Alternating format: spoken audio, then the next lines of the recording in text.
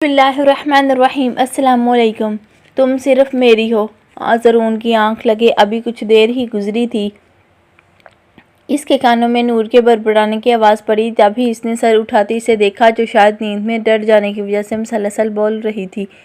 नूर, मेरी तरफ करवट ले लो। उसके कंधे पर हाथ रखते ज़रून ने हल्का सा हिलाया तो इसने दर्द से चीखते हुए आंखें खोली। क्या हुआ? सर्दी के बावजूद भी इसके चेहरे पर पसीना देखकर ज़रून ने नरमी से पूछा तो नूर ने इसे जवाब देने की बजाय अपने और इसके दरमियान मौजूद थोड़ा सा फासला कम करने में 1 सेकंड लगाया और कुछ भी सोचे बगैर इसके सीने से जा लगी। ज़रून, वो मुझे मार देगा। प्लीज़ तुम मुझे छोड़कर मत जाना। जैन को ख्वाब में देखकर वो एक बार फिर से डर गई थी। तभी तहफ़्फ़ुज़ करके वो अपने साथ लेटे इस शख्स का सहारा चाहती थी जिसकी ज़िंदगी में इसने ज़हर होने की कोई कसर नहीं छोड़ी थी। तुम्हें कोई कुछ नहीं कहेगा, मैं पास हूँ तुम्हारे, इसलिए डरो मत और सुकून से सो जाओ। इसे एकदम से अपने इतने करीब देखकर ज़रून बिल्कुल बुखला सा गया था, पर जल्दी अपने आप पर काबू पाती उसने नूर को तसल्ली दी कि वह खौफ से रोने लगी थी। नहीं, वो मुझे मार देगा। वो हम दोनों से बदला लेना चाहता है और वो मुझे भी मेरी गलती की सज़ा देगा। कुछ कहते इसने अपनी ज़बान को ब्रेक लगाई तो ज़रून ने इसे खुद से लाग करते सवालिया नज़रों से देखा। किस गलती की सज़ा और हमसे कौन सा बदला लेना चाहता है?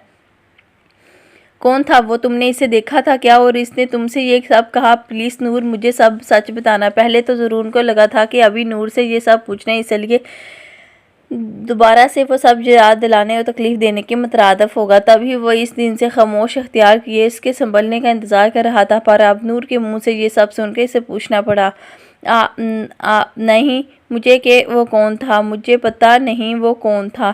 खुद को जैन का नाम लेने से रोकते नूर ने फिर से सर इसके सीने पर रखा। ज़रून ने इसकी हिचकिचाहट को इसका खौफ समझकर मज़ीद कुछ पूछने की बजाय अपने हज़ार में कैद किया। सो जाओ, मैं पास हूँ, इसके पेशानी पर बोसा देते हुए ज़रून ने कहा तो नूर ने आंखें मोड़ दी, खुद को कोसा, क्योंकि इसने जैन के डर से अपने सर पर इतना सवार किया कि इसे ज़रून के सामने वो सब बोलना पड़ा जिसकी वजह से इसकी आगे आने वाली ज़िंदगी मज़ीद ख़राब हो सकती थी। नूर के सोने के बाद ज़रून काफ़ी देर तक उसकी बात के बारे में सोचता रहा। फिर इतने दिनों की थकावट और मुसलसल हॉस्पिटल में जागने की वजह से इसकी आँख लग गई, जो सुबह अपने मोबाइल की बीच पर खुली। उफ, किसको मुसीबत पड़ गई? सुबह सुबह उलझन से बड़बड़ाते इसने बंद आंखों से ही साइड टेबल पर हाथ मारा और मोबाइल के नीचे गिरने की आवाज़ पर आंखें खोलकर उठने की कोशिश की, पर अपने सीने पर वजन महसूस करती इसने हैरत से सर उठाते देखा तो नूर सुकून से इसके सीने पर सर रखे सो रही थी। उफ, ये लड़की कल से मेरे होश उड़ाने में लगी है और अब अगर मैंने ज़रा सी भी पेश रफ्त की तो इसका मुंह बन जाना है और मेरे करीब मत आना। खबरदार मुझे छुआ। तो नूर के नकल उतारते इसने सर वापस तकिए पर रखा और साथ ही शुक्र अदा किया कि मोबाइल नीचे गिरने से खुद ही बंद हो गया था। रात से ऐसे मेरे साथ चिपड़ रही है जैसे शहद हूँ, और शहद की मक्खी वैसे भी तो मक्खी, वो भी जहरीली, वो जो अब सारी ज़िंदगी मुझे ही डंग मारेगी। उसके बालों में हाथ फेरते ज़रून ने सोचा और अपनी सोच पर मुस्कुराते हंसते से इसे सीधा किया, जो कसमगाते हुए फिर से सो गई। जितनी तुम प्यारी हो ना, काश इतनी अच्छी भी होती। अपने कंधे पर इसका सर रखते ज़रून ने उसकी तरफ करवट ली और इसके चेहरे से बालों को हटा के न चाहते हुए भी अपने होंठे उसके रखसार पर लगाए, जो एक तरफ लेटे रहने की वजह से सुर्ख हो चुका था। जान हो तुम मेरी, बस थोड़ी सी बदतमीज़ और नक चढ़ी हो। होंठ उसकी बंद आंखों पर लगाते ज़रून ने आहिस्ता से कहा तो नूर ने उसके लम्स को महसूस करते नींद में ही माथे पर बल डाले, जिस पर मुस्कुराते ज़रून ने उसका हाथ पकड़कर अपने होंठों से लगाया और कुछ लम्हे इसके सुर्ख होंठों को देखते वो अपने दिल के हाथों मजबूर होकर इसके होंठों पर झुका तो नूर ने अपना सांस बंद होता महसूस करते हुए आंखें खोली। ज़रून का अपने ऊपर झुका देखकर पूरी आंखें खोले इसे देखा, जो सुकून से अपने काम में मसरूफ़ उसके दोनों हाथ अपने सीने से उठाकर अपने हाथों में कैद कर चुका था। कुछ लम्हों की खामोशी के बाद ज़रून ने इसके होंठ आज़ाद किया तो नूर ने तेज़ी से सांस लेते इसे बहाल करने की कोशिश की, जिसकी वजह से इसकी आंखों में भी आंसू आ चुके थे। प्लीज़, मेरा सांस बंद हो जाएगा। इसे वापस अपने ऊपर झुकता देखकर नूर ने जल्दी से नफ़ी में सर हिलाया तो इसकी मासूमियत पर मुस्कुराते ज़रून ने थोड़ा ऊपर होते इसकी पेशानी पर एक आखिरी बोसा दिया, जो शर्म से लाल हो चुकी थी। उठ जाओ, बहुत टाइम हो गया। अपने मुंह जोड़ होते जज्बात पर काबू पाते ज़रून ने कहा और प्रिंसेस को बोलता देखकर बेड से उठकर कमरे से बाहर निकल गया। नूर ने अपनी तेज़ होती धड़कनों को बहाल किया, जो आज पहली बार ज़रून के करीब आने से मुंतशिर हो रही थी। उफ, ये जल्लाद किसी दिन मेरी जान ले लेगा। अपना दुपट्टा ठीक करके जल्दी से उठकर बैठते इसने सोचा ज़रून के आने से पहले बेड का सहारा लेकर उठने जाकर सोफे पर बैठ गई, ताकि फिर से इसे किसी ऐसी हरकत का मौका न मिले। ज़रून की शादी की खबर जंगल में आग की तरह पूरी हवेली में फैली तो साहिदा बेगम ने बेयकीनी की इस कैफियत में सदी के लिए एहतशाम साहब को अपने कमरे में बुलाया। जिनके किसी खास बंदे ने इन्हें ये खबर दी थी। ये मैं क्या सुन रही हूँ कि ज़रूर ने शादी कर ली। शहनाज बेगम को भी इसके साथ कमरे में आता देखकर साहिदा बेगम ने परवाह किए बिना एहतशाम साहब को सामने सोफे पर बैठने का इशारा करते हुए सवाल किया। जी ठीक सुना है आपने, और सुबह मुझे इत्तला मिली थी जिसे मैंने कुछ देर पहले ही अकरम से फ़ोन करके कन्फर्म किया है। एहतशाम साहब ने साहिदा बेगम को सारी तफसील बताई, जिसे सुनकर शक की कोई गुंजाइश नहीं रही, पर फिर भी इन्हें यकीन नहीं आया। पर अभी कुछ दिन पहले ही तो ज़रूर हवेली आया था, मगर इसने तो मुझसे ऐसी कोई बात नहीं की। हो सकता है अकरम को कोई गलतफहमी हुई हो। साहिदा बेगम ने एहतशाम साहब के साथ साथ अपने दिल को भी तसल्ली दी कि ज़रूर इनको बताए बगैर ऐसा कोई काम नहीं कर सकता। मुझे भी यही लगा था, पर यह बात मुझे 2 दिन पहले ही असम ज़रून का ड्राइवर ने भी बताई थी कि इसके बाद मैंने खुद शहर जाकर तस्दीक की। मेरा दिल नहीं मान रहा, इसलिए तुम अच्छे से पता करवा लो। हो सकता है ये सब झूठ हो, किसी ने हमारी बदनामी के लिए यह बात भलाई हो।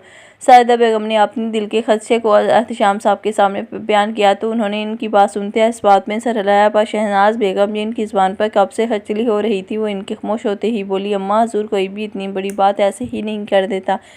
ज़रूर आपके पोते ने कोई गुल खिलाया होगा जो लोग ऐसी बातें कर रहे हैं। और आपसे मैंने इतनी बार कहा था कि जवान औलाद को अकेला ना छोड़ें, पर आपको तो मेरी किसी बात का असर ही नहीं होता।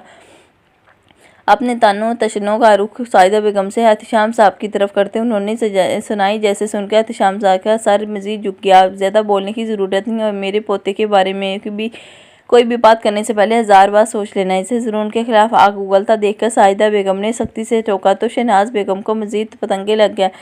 मेरा मुंह तो बंद करवा देंगी, पर ख़ानदान लोगों को क्या जवाब देंगी। पर जब ये आप पूछेंगे कि क्यों ऐसा हो गया था कि आपके इकलौते पोते ने आपको बगैर बताए आप अपनी ज़िंदगी का इतना बड़ा फैसला अकेली कर लिया, वो भी पूरी चोरी छुपे।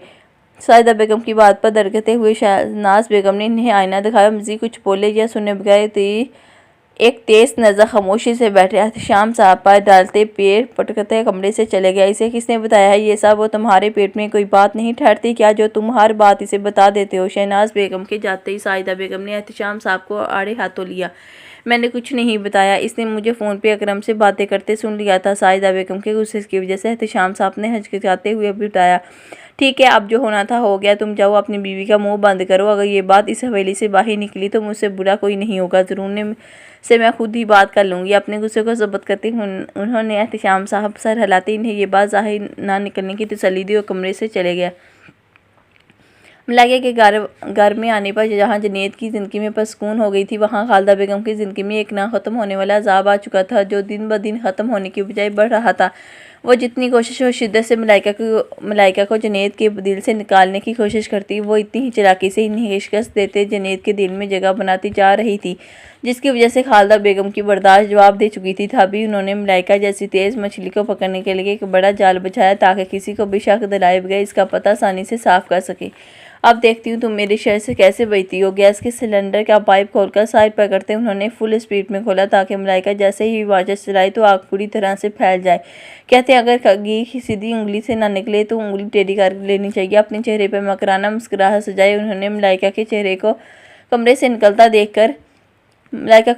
निकलता देखकर जल्दी से बावर्ची खाने से निकलते अपने कमरे का रुख किया। उफ आज तो बहुत देर हो गई, पता नहीं मैं इतनी देर कैसे सोई रही। मलाइका ने अपने बालों को फोल्ड करते हुए जोरे की शक्ल देकर किचन में कैद किया और किचन में जाने के बजाय सलीम साहब की आवाज़ सुनते ही उनकी सुनने के लिए लाउंज में आ गई। जी अब्बू आपने बुलाया था? सर पर दुपट्टा ओढ़े इसने पूछा तो सलीम साहब ने टीवी की आवाज़ हल्की की। मैंने तो खालिदा को बुला रहा था, कहाँ है वो?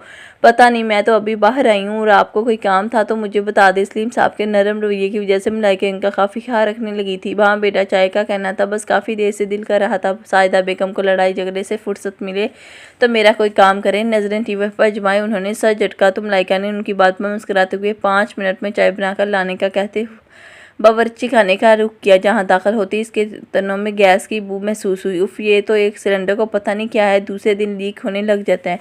कदम आगे बढ़ाते इसने खुद की कलामी को पहले ही जैसे इस तरह की बू आ रहने पर कुछ भी सोचे बगैर शेल्फ पर पड़ी माचिस चलाई तो एक दर्द धमाके के साथ पूरी बावर्ची खाने में आग फैल गई, जिससे आती मलाइका की दिलखराश चीखें पूरे घर को हिला गई।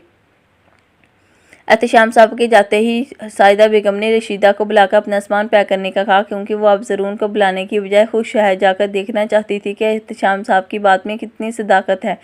बीबी जी, मैंने सब कुछ चीज़ें रख दी, आपकी दवाइयाँ भी कुछ रखना है क्या? रशीदा, जो साहिदा बेगम की पुरानी और ख़ास मुलाजमा थी, उसने तमाम काम करने के बाद मौजबाना अंदाज में पूछा।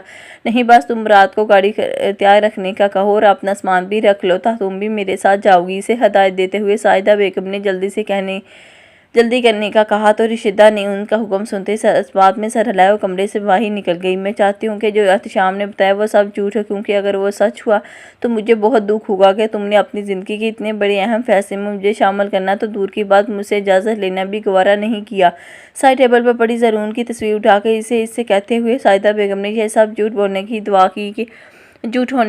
की कि अपनी छड़ी उठाते हुए कपड़े तब्दील करने चली गई ताकि जल्दी से शहर के लिए निकल सकें। 2 घंटे के थका देने वाले सफ़र के बाद मुराद ने एहतशाम साहब की बताई हुई बिल्डिंग के सामने गाड़ी रोकी तो साहिदा बेगम का हाथ पकड़कर नीचे उतारा और मुराद की रहनुमाई में लेकर ज़रून के अपार्टमेंट तक पहुंची। जहां पहुंचते ही उन्होंने मुराद को वापस आने का कहा और रशीदा को बैल देने का इशारा किया, जिसके 1 मिनट बाद ही अंदर से ज़रून की आवाज़ उभरी और साथ ही दरवाज़ा खोला, जिसके साथ दोनों खामोशी छा गई। दी जान, आप यहाँ? ज़रून ने हैरत और खुशी के मिली जुली तासरात के साथ खामोशी का तोड़ो, साथ ही आगे बढ़ते उनका हाथ थामा। मैं यहाँ? क्या मैं यहाँ नहीं आ सकती? उसके हाथ थामते हुए उन्होंने रशीदा का हाथ छोड़ा और ज़रून के सहारे अंदर आते हुए अपार्टमेंट में चारों तरफ नजर दुराई। आ सकती हूँ, आपका अपना घर है, पर मुझे बता देती मैं खुद आपको हवेली से ले आता। ऐसे अकेले आने की क्या ज़रूरत थी? गफकी का इजहार करते उन्हें लाउंज में मौजूद सोफे में से एक पर बिठा चुका था। कभी कभी जवान औलाद के पीछे माँ बाप को अचानक ही चले जाना चाहिए, ताकि खबर है कि इनकी औलाद कोई ऐसा काम तो नहीं करे बैठी जिससे इनकी और इनके ख़ानदान की बदनामी हो।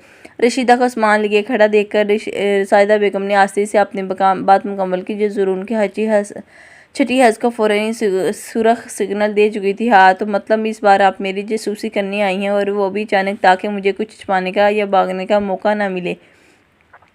रशीदा को सामान सामने कमरे में ले जाने का कहते ज़रून ने नीचे ज़मीन पर बैठकर सर उनकी गोद में रखा, जिनकी नज़रें कमरे से निकलती लड़की भी जम सी गई थी। ये कौन है? ज़रून की बात का जवाब देने की बजाय उन्होंने नूर की तरफ इशारा किया तो ज़रून ने सर उठाते अपने पीछे देखा। यहाँ नूर भी साहिदा बेगम को देखकर कुछ घबरा गई थी। बीवी है मेरी। उनके दोनों हाथों को अपने हाथ में लेते ज़रून ने नज़रें झुकाते बताया तो साहिदा बेगम ने गुस्से से इसका हाथ झटका। मतलब जो इत्तला मुझे मिली थी वो बिल्कुल ठीक थी, और मैं ऐसे ही तुम पर एतबार करते सबसे लड़ाती रही कि नहीं, मेरा पोता मुझे बगैर भगाए ऐसा कोई काम नहीं कर सकता। पर मैं भूल गई थी कि तुम अब बड़े हो गए हो। तुम्हें अब मेरी ज़िंदगी के फैसलों के लिए ना तो अपने माँ बाप की ज़रूरत है और ना ही मेरी। गुस्से और दुख की मिली जुली कैफियत में अपनी बात मुकम्मल करते उन्होंने एक नज़र खामोश खड़ी नूर पर डाली, जो खुद तमाम मामले को समझने की कोशिश करते हैरत से साहिदा बेगम की तरफ देख रही थी, जो ज़रून के रोकने के बावजूद भी इसकी कोई भी वजाहत सुने बगैर कमरे में चली गई जहाँ ज़रून ने कुछ देर पहले रशीदा को भेजा था। ये कौन है? साहिदा बेगम के कमरे में जाते ही ज़रून को सोफे पर सर बैठे देखकर नूर ने करीब आते पूछा, दादी है मेरी, और अब तुम्हारी भी अब गुस्से में है, इसलिए तुम अपने कमरे में जाओ, जब तक मैं ना बुलाऊं बाहर मत आना। संजीदगी से कहते ज़रून ने खुद साहिदा बेगम को मनाने के लिए उनके कमरे का रुख किया, और खुद भी नूर भी इसकी बात सुनते चाहते खामोशी से वापस कमरे में चली गई। मलाइका की चीखों और धमाके की आवाज़ पर जहाँ सलीम साहब रिमोट फेंके जल्दी से किचन की तरफ बढ़े, वहीं से ऑफिस से घर में दाखिल होते जुनेद ने भी किचन से आग व धुआं निकलता देखा जल्दी से अपने कदम इसकी जानिब बढ़ाए, जहाँ अब मलाइका की चीखों पुकार की आवाज़ें आहिस्ता आहिस्ता थम चुकी थी। ये क्या हुआ? ये मेरे खुदा! मलाइका सलीम साहब ने किचन के करीब आते ही जुनेद को संभाला, जो मलाइका की आवाज़ पर अंदर कूदने वाला था, और साहिदा बेगम को आवाज़ लगाती जब तक मोहल्ला के कुछ लोग भी इनके घर से चीख पुकार सुनकर वहाँ आ गए। जल्दी से जुनेद और सलीम साहब के साथ मिलकर पानी डालती आग बुझाने की कोशिश की, जिसके थमाते ही जुनेद जल्दी से अंदर दाखिल हुआ, जहाँ मलाइका की हालत देखकर इसने किसी के भी आने से पहले खालदा बेगम को अंदर आता देखा इन्हें चादर लाने का कहा और दरवाजे के सामने खड़े होते किसी को भी अंदर आने से रोका। प्लीज़ अब्बू, आप जल्दी से एम्बुलेंस बुलाएं।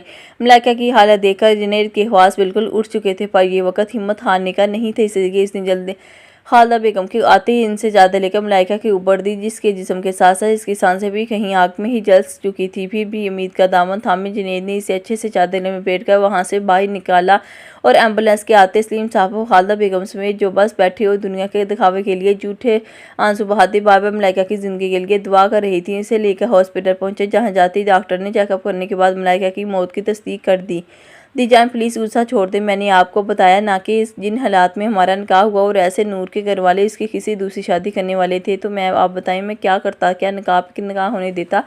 ज़रूर ने अपनी ज़बरदस्ती निकाह वाली बात को गोल करते कुछ सेकंड पहले दिमाग में अखज़ की गई कहानी पूरे यकीन के साथ सुनाई। मुझे कोई गुस्सा नहीं, कोई निकाह ही कर लिया था तो तब भी मुझे बता देते, पर तुमने तो निकाह के बाद रुखसती करके मुझे 1.5 महीने से इस लड़की को अपने साथ रखा हुआ है और हमें बताना तो दूर की बात तक नहीं पड़ने दी। साहिदा बेगम ने उसकी बात सुनते ही अपनी गफ्ती बरकरार रखते एक और एतराज़ उठाया। जी मेरी गलती ये है कि मैंने आपको नहीं बताया, पर आप उस सोचे में आपको इतनी बड़ी बात कैसे बताता, जबकि मैं ये बात अच्छे से जानता था कि ये सब सुनकर आपको ना तो सिर्फ गुस्सा आएगा बल्कि दुख भी होगा कि मैंने अपनी ज़िंदगी का इतना बड़ा अहम फैसला आपको बिना बताए कर लिया। लेकिन दीजान यकीन जानिए मैंने ये सब इरादतन नहीं किया। ज़रूर ने कहने के साथ ही इसकी गोद में सर रखा और इसके चेहरे पर शर्मिंदगी देखकर साहिदा बेगम मज़ीद गुस्से को बरकरार ना रख सकी। अच्छा बस अब जो होना था हो गया, पर अब मेरी मर्ज़ी से होगा और जो मैं चाहूँगी तुम वैसा ही करोगे। साहिदा बेगम ने इसे माफ़ करने के साथ साथ शर्त रखी तो ज़रूर ने जल्दी से सर उठाते इनका हाथ पकड़ा। ठीक है, जैसा आप कहेंगे वैसा ही करूँगी, मैं वैसा ही करूँगा। दोबारा आपको मेरी और नूर की तरफ से शिकायत का कोई मौका नहीं मिलेगा। चेहरे पर चमक लिए इसने इसकी बात सुनते ही पहले हामी बड़ी, जिस पर साहिदा बेगम ने मुस्कुराते हुए इसके चेहरे पर हाथ फेरा जिसे उन्होंने एहतशाम साहब से भी ज़्यादा मोहब्बत थी। बस ठीक है, अपनी बीवी को बुलाओ, आज से वो मेरे कमरे में रहेगी इस वक्त तक, जब तक मैं हवेली में सब लोगों की मौजूदगी में शानदार तरीके से तुम लोगों की शादी नहीं कर देती। जितनी नरमी से साहिदा बेगम ने अपनी शर्त बताई, ज़रूर ने उतनी ही हैरत से उनकी तरफ देखा। दीजान ये तो जालिम है, जुल्म है, वो भी बहुत बड़ा। उनकी बात सुनते ही ज़रूर के चेहरे का रंग बदला, क्योंकि कल ही तो नूर ने इसे कबूल करते 1.5 महीने में पहली बार इसके हक जिताने पर ना तो कोई लड़ाई की और ना ही गुस्सा। तो आज दीजान ने आकर फिर से पाबंदी लगा दी। ने कहा था कि तुम मेरी हर बात मानोगे। साहिदा बेगम ने इसे इसका वादा याद दिलाया तो ज़रूर ने मुँह फैलाया इनकी तरफ देखा, जो इनकी हालात से महफूज होते हुए कोई भी असर के बगैर रशीदा को आवाज़ देने लगी, जो ज़रूर के आते ही कमरे से चली गई थी। सलीम साहब ने जुनैद को हिम्मत हारते देखकर खुद भी हॉस्पिटल के तमाम मामला निपटाए, पर एन वापसी के वक्त पुलिस के आने पर उनके साथ साथ खालदा बेगम के भी रंग उड़े। जी जनाब, ये बॉडी आप पुलिस की कार्रवाई के बगैर घर नहीं ली जा सकते। इंस्पेक्टर के आगे बढ़ते सलीम साहब को मुखातब किया। पर क्यों, ये सब एक हादसा था, इसलिए प्लीज़ हम पहले ही बहुत परेशान हैं, आप मज़ीद परेशान आप मत करें। सलीम साहब ने इंस्पेक्टर की बात सुनते अपने घबराहट पर काबू पाया। ये तो बाद में पता चलेगा कि ये हादसा या था या कोई साजिश। और जनाब, इस तरह के हज़ारों केस हम रोज़ाना देखते हैं जिनमें या तो घर वाले बहू को आग लगा देते हैं या खामद खुद अपनी बीवी की जान ले लेता है और बाद में इसे हादसे का रंग देकर अपनी जान बख्शी करवा लेते हैं। पर हम पुलिस वालों ने भी कोई खच्चियाँ गोलियाँ नहीं खेली, इसलिए जब तक हमारी तरफ से सारी कार्रवाई मुकम्मल नहीं हो जाती ना तो आप लोग यहाँ से जा सकते हैं और ना ही बॉडी को ले जा सकते हैं। सलीम साहब की बात पर इंस्पेक्टर ने तपश में आते हुए कहा। वार्डरोब बॉय को बॉडी वापस अंदर ले जाने का कहते अपने साथ मौजूद लेडी इंस्पेक्टर को खालदा बेगम से पूछताछ करने का कहते खुद सलीम साहब से पूछते कुछ पुलिस वालों को इनके घर रवाना किया ताकि मोहल्ले वालों से वाक़या के मतलब तहकीक कर सके। खुद इनसे नंबर लेते, मलाइका के घर फ़ोन करते, इन्हें इनके साथ पेश आने वाले हादसे का बताते, जल्द से जल्द हॉस्पिटल पहुंचने का आर्डर दिया ताकि सारी बात खुलकर सामने आ सके। दीजान ने रशीदा बेगम को बोलकर नूर को अपने कमरे में बुलाया, जो कुछ मिनट पहले बाद हज के साथे हुए वहां आई, जहां ज़रूर अभी तक बैठा दीजान से इनकी शर्त पर नजरसानी की दरख्वास्त कर रहा था। आओ बेटा, यहाँ मेरे पास बैठो। उसके चेहरे पर घबराहट देखकर साहिदा बेगम ने हाथ आगे बढ़ाते खुद भी अपने करीब आने का कहा। मैं ज़रूर की दादी हूँ, अब तुम्हारी भी, इसलिए भी तुम भी इसे मुझे दीजान लोग बोलोगी जैसे ज़रूर बोलता है। अपने बैग से कुछ पैसे निकाल कर नूर के हाथ में दबाए। उन्होंने जितने खुलूस और नरमी से समझाया, नूर को इनकार करना मुनासिब नहीं लगा। जी दीजान, अस्पात में सर हिलाते उसने एक नज़र इसके पर नूर चेहरे की जानब देखा, जहाँ कुछ देर पहले की निस्बत काफ़ी नरमी और सुकून था। ज़रूर ने मुझे सब कुछ बता दिया, इसलिए तुम्हें परेशान होने की ज़रूरत नहीं, क्योंकि मैं बिल्कुल भी इन लोगों में से नहीं हूँ जो अपनी औलाद की गलती को अपने और उसके लिए पूरी ज़िंदगी का अज़ाब बना देते हैं। वैसे भी जो फैसले जिस तरह अल्लाह तबारक ने लिखे होते हैं वैसे ही होने होते हैं, पर आम इंसान अपनी अना के हाथों मजबूर होकर ये सोच लेते हैं कि नहीं, हमारी औलाद ने हमारी मर्ज़ी के खिलाफ फैसला किया तो हम इन्हें कभी माफ़ नहीं करेंगे। हत्ता के जोड़े तो आसमान पर बने हैं, हो सकता है जो हम फैसला करते हैं वो हमारे साथ साथ हमारी औलाद के लिए भी गलत साबित होता है, इसलिए जो हो गए इसे भूल जाओ हमेशा के लिए। उसकी पेशानी पर बोसा देते साहिदा बेगम ने बहुत प्यार से इसे शर्मिंदगी से निकाला, जिस पर नूर का दिल एकदम से भर आया, क्योंकि आज तक माँ का लम्स तो इसने महसूस ही नहीं किया और फरीहा बेगम ने भी आज तक इसे कभी अपने साथ नहीं लगाया। हमेशा उसने औरत का एक ही रूप देखा था जिसमें वो बहुत जालिम थी, पर आज साहिदा बेगम की बातों और प्यार ने इसका ये नज़रिया गलत साबित कर दिया। तभी वो जज्बात में आकर ज़रून की परवाह किए बिना वो तब से इन दोनों की बातों के दरमियान खामोश बैठा था। साजिदा बेगम के साथ लगते रोने लगी तो वो खुद भी बुखलाकर इसे चुप करवाते सवालिया नज़रों से ज़रून की तरफ देखने लगी। जिस दिन नफ़ी में सर हिलाते कंधे उचका दिए मलाइका के घर वालों के आते ही इंस्पेक्टर ने उनसे पूछताछ की जो जवान बेटी की मौत का सुनकर वैसे भी गम से निडाल हो चुके थे और इंस्पेक्टर की बातें और सवाल जवाब इन्हें मज़ीद अज़ियत दे रहे थे। तभी सलीम साहब ने सिकंदर साहब को फ़ोन किया ताकि वो अपने किसी जान पहचान वाले से बात करके इस मामले को ख़त्म करवाएं। ठीक है, मैं आता हूँ किस हॉस्पिटल में हैं आप लोग। सलीम साहब की मुकम्मल बात सुनने के बाद उन्होंने मलाइका की मौत पर अजहार अफसोस करते इनसे पूछा तो सलीम साहब ने इन्हें हॉस्पिटल का नाम बताते फ़ोन बंद किया और जुनैद के पास आ गए। तब ही खामोश बैठा इन तमाम लोगों के चेहरों को तक रहा था। जुनैद बेटा खुद को संभालो, उठो, मेरे साथ दूर देखो। वो देखो पुलिस वाले मलाइका की डेड बॉडी नहीं दे रही। सलीम साहब ने उनके करीब आते इसे मुखातब किया जिसकी नज़रों में अभी तक मलाइका का जलसा हुआ वजूद गुम रहा था। जुनैद दूसरी तरफ से कोई जवाब ना पाकर सलीम साहब ने इसे बुलाया जो एक नज़र इनकी तरफ देखकर फिर से खामोशी से सामने दीवार को देखने लगा। उफ मेरे अल्लाह, हमें इस मुसीबत से निकाल, मेरे बेटे का सबर दे। जुनैद की हालत देखकर सलीम साहब ने हाथ उठाते दुआ की और अपने बुरे वजूद को फिर से हौसला देते इंस्पेक्टर के पास आए जो अभी तक मलाइका के वालिदैन से उनके बारे में पूछ रहा था। जारी है।